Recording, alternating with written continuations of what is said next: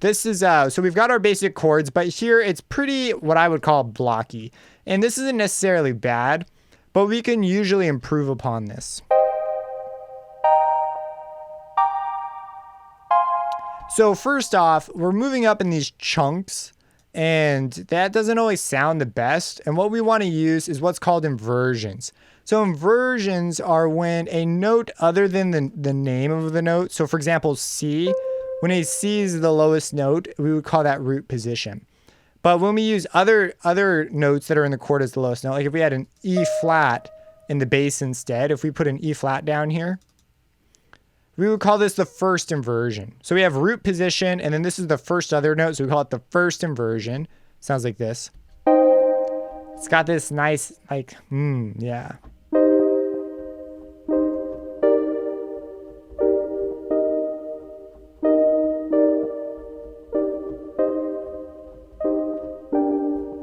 So that's using inversions. That's how, so inversions are extremely powerful. Also, we're using block rhythms here, which I'll let you mess with the rhythm on your own.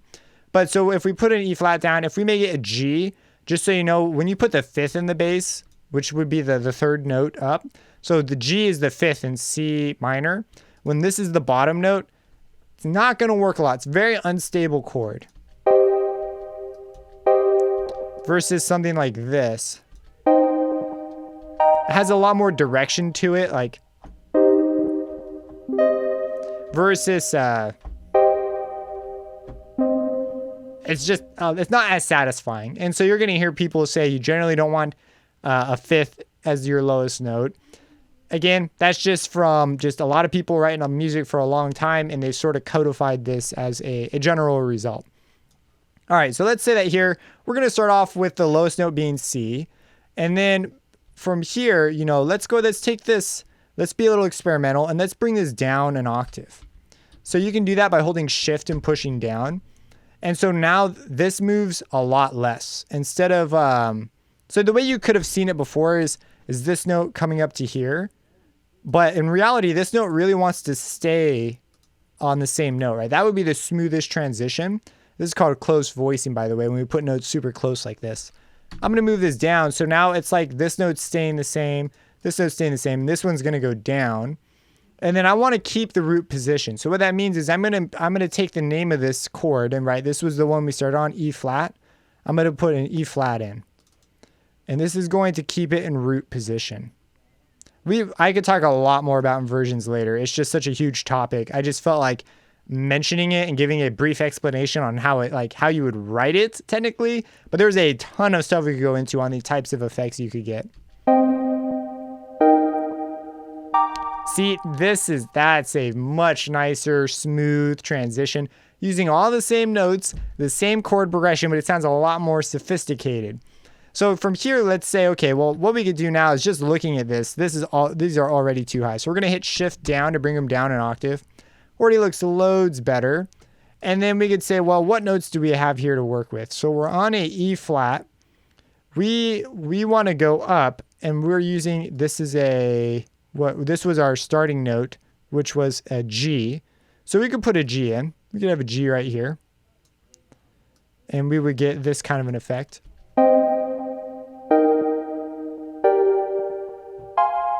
And then right here, this last one's kind of jarring.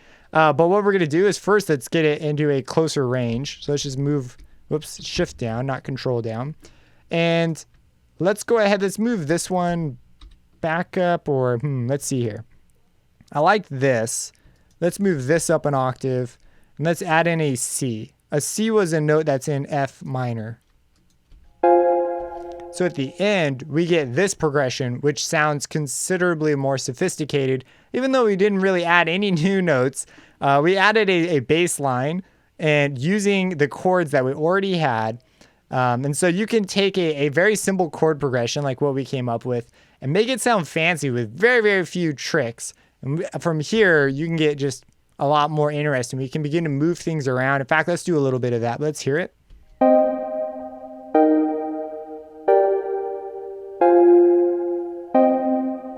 And then maybe it would end there. You know, we could loop, we could keep going, we could come up with some more chords. And we could pick notes that are already existing, or we could go in the direction of a new note. Like for example, here, based on our first chord progression, we said, gee, wouldn't it sound cool if we went down instead? So we did that and we got something cool out. So from here, maybe we could add a little bit of motion, just some basic up and down stuff. So using the exact same notes, maybe we do something like this, where the top two notes of every chord go up and down. And this can often be quite a powerful technique. So I'm holding Alt while I'm doing this to clone the notes when I select them. And so we do something like this. And typically when we do this, having every single note the same loudness is very unmusical a lot of the time. It doesn't sound as good. So I could come to the velocity panel, select some notes, and bring those up. Oh, because we're at different times. So maybe these will be louder and these ones could be softer. And typically, right, we want our bass note to maybe be a bit louder. And this is going to be a lot more musical than what we had before. And we go through and we do this for the entire phrase.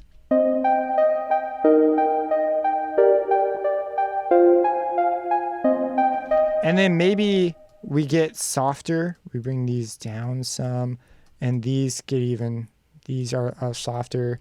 This one, maybe this medium loud, the bass notes louder. We come through, we make this one quite a bit softer. Oh, this is the one I wanted softer. And then on these, we have this come down. And then we bring these not as loud. And you can see you could select individual velocities by simply selecting them, selecting the note and moving.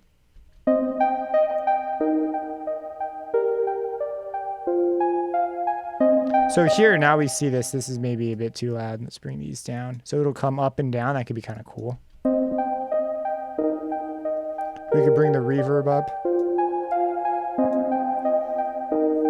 You can get a really, really nice thing going pretty dang quickly. So there's some basic chord progressions inside of Amp Studio that you can make, and just some basic music theory. Now there's a lot more to be said here. I'm skimming over a tremendous amount of information, giving you just enough to know where to go.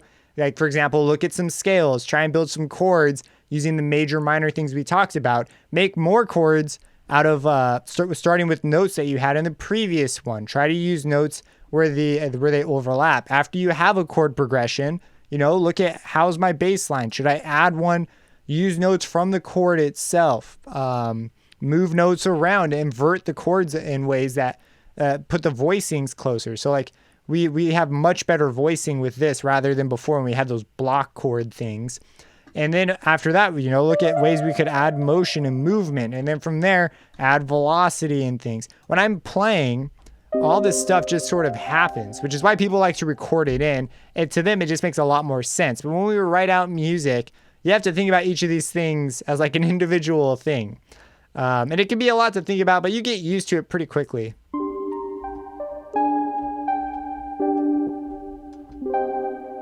And I mean, there's a lot more we could talk about, but those are some basic ways to go from not even knowing how to build a chord to now you can build some chords, you can make a chord progression, and you can make that chord progression sound pretty good. If you have any questions about this, let me know. Subscribe, hit that bell icon for future videos, and have a blessed day.